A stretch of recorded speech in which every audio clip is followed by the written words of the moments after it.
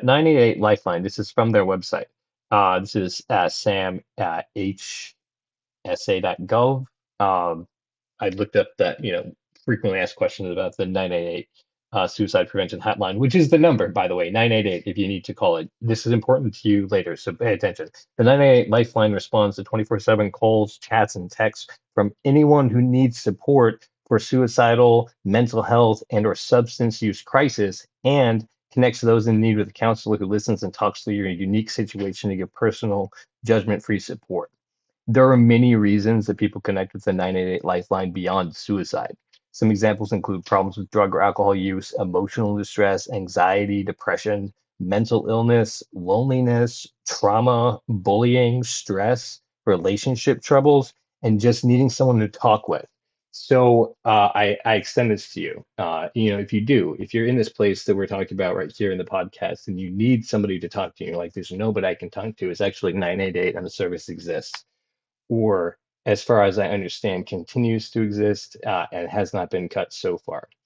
Using a public service gets it more funding because it sees more traffic, which becomes more of a like a thing that people find needs to support. So reach out.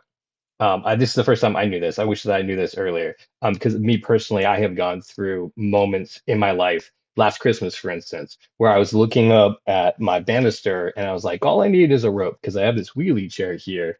And then I could just like sling it around. And I know a couple of really good knots that could probably hold my weight. You know what I mean? And so like I was there, but it wasn't normalized enough for me to call the number when I was just like a couple months earlier when I was like, dang, what is going on? Why do I feel so alone? Like I hadn't gotten a cat yet. I was living in this new place on my own with no roommates or anything. I was driving to a job that was so far away that I couldn't hang out with anybody after work because I had to get back and like feed the cats.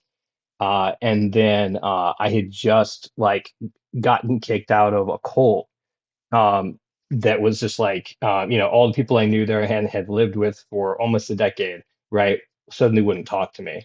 And so, like, if I had known that, there was a service to reach out to, um, that would have been money, you know. So I'm hoping that you have this opportunity, that you don't get to that point. Know that you can reach out for anything. You just need someone to listen to you and talk to.